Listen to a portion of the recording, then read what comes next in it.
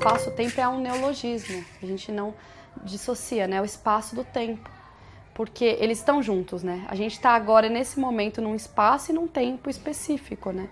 Então não dá para falar de espaço sem falar de tempo. Muitas vezes a gente pensa na educação infantil ou na educação de crianças bem pequenas que o espaço precisa ser quando tiver um tempo, que a parte importante do currículo da escola é aquela que o professor ensina, o professor dá aula, ou o professor propõe alguma coisa para a criança mais diretiva. E quando a gente fala de espaço-tempo de brincar enquanto garantia de direitos, não pode ficar quando sobra tempo, porque primeiro, esse tempo da infância ele vai passar e ele não vai voltar.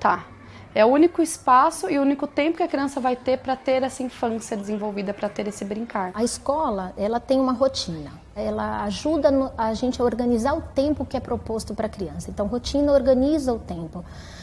O brincar, ele deve ser garantido dentro da rotina, né? Ou ele é garantido no horário de entrada, ou no horário de saída, ou ele é garantido no uso do parque. Então, tem dias alternados que as crianças usam o parque, ou ele é garantido no recreio, mas fazer com que isso seja de forma mais relacional com a criança. Se o brinquedo está de fácil acesso, se as portas elas abrem e vão para um parque, se o corredor tem materiais lúdicos que as crianças podem brincar, isso se dá quando a criança tem interesse. Esse espaço tem que convidar muito para o lúdico, tem que convidar para criar, tem que convidar para imaginar. Os momentos estipulados, eles minimamente garantem, né, com que esse direito seja ofertado. Mas, sobretudo, entender que essa é uma linguagem que se dá em todos os momentos. E a criança pode participar, pode se envolver com esses materiais.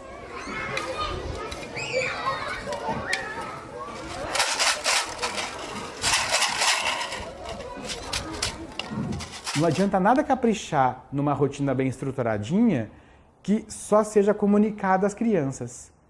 É importante duas coisas. Primeiro, o que vocês acham disso que eu estou colocando? Segundo, deixar para as crianças um espaço para elas decidirem o que elas vão fazer. Então, coloca lá meia hora na rotina todo dia, que vocês vão dizer para as crianças, pessoal, deixei meia hora hoje para vocês resolverem o que é que vocês vão fazer. Ajudar uma criança a aprender a escolher é dos maiores favores, das maiores providências que a gente pode tomar hoje em dia nessa vida. Num mundo de alto consumo e de informação desenfreada. Eu tenho uma pergunta para fazer para vocês hoje. Qual música vocês querem cantar antes da escola? Nessa relação desse espaço geográfico e desse tempo histórico, né, que se dá a constituição dos sujeitos e as relações. É fundamental, sobretudo para um espaço como esse, que é um espaço de educação, que é um espaço de relações, pensar a valorização e o resgate desse processo no cotidiano de trabalho com as famílias e com as crianças. E isso se dá no cotidiano, na valorização dos elementos identitários dessa comunidade e dessas crianças. O resgate da cultura local, o resgate da cultura familiar, das origens, né, dessas famílias e dessas crianças. No brincar, ele vai se dar no cotidiano, quando a gente propicia nas nossas atividades ações que dialogam com o brincar das famílias, o brincar das crianças.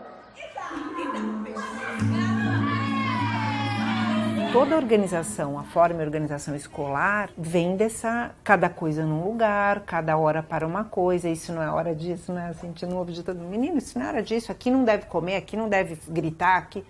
Então, que a gente na arquitetura chama muito de forma-função. Então, para cada função, comer, estudar, você tem uma forma adequada. E aí você tem os espaços especializados, né, e adequados a cada idade. Tudo que foi feito para receber essa infância, ou essas infâncias que não são tratadas no plural, né, infelizmente, é feito para organizar de um jeito que vai contra a natureza nossa, não é nem da infância, na nossa natureza de estar vivo, que é estar juntos.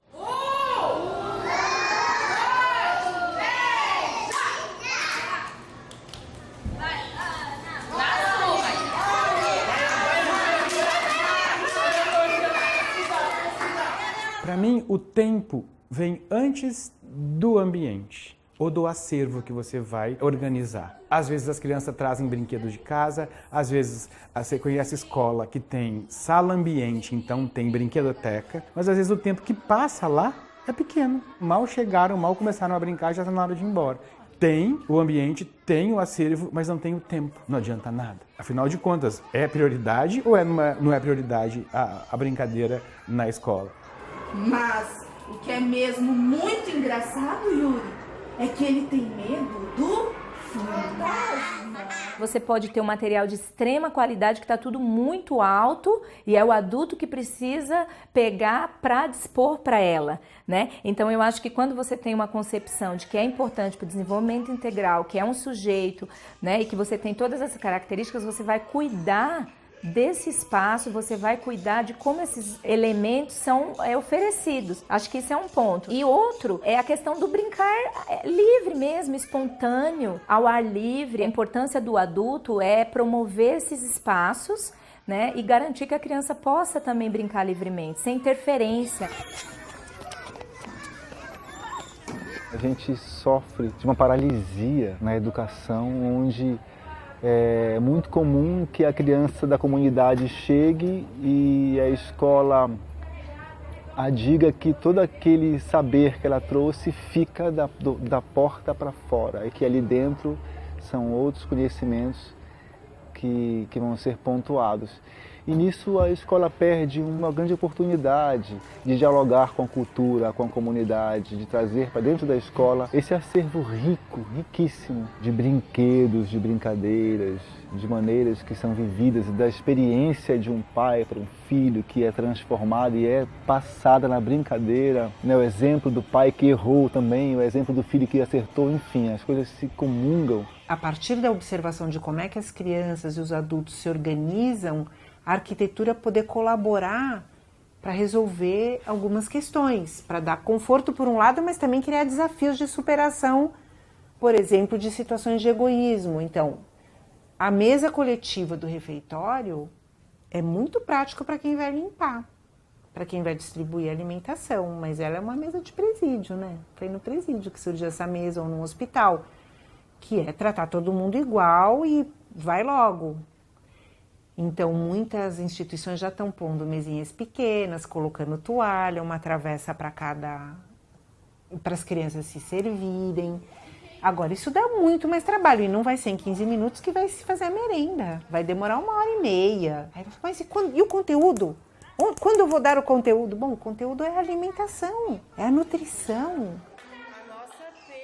Porque a possibilidade, de fato, de uma educação emancipatória é a possibilidade do sujeito se entender enquanto sujeito no seu espaço, no seu território, reconhecer a sua trajetória, reconhecer a sua constituição para poder transformá-la. A única possibilidade, de fato, emancipatória é essa. E aí o brincar é extremamente importante. Então, reproduzir jogos, brincadeiras que resgate esses elementos e trabalhá-los com as crianças e com as famílias esses elementos é a possibilidade concreta de construção de um novo conhecimento, de uma apropriação desse sujeito. Cresceu demais nos últimos 10 anos essa história dos percursos, do território educativo, da comunidade de aprendizagem, do bairro escola, tem 1000 nomes assim, todos que se encontram nessa ideia do respeito, de aproveitar esses saberes, a educação ao longo da vida. A gente atende a criança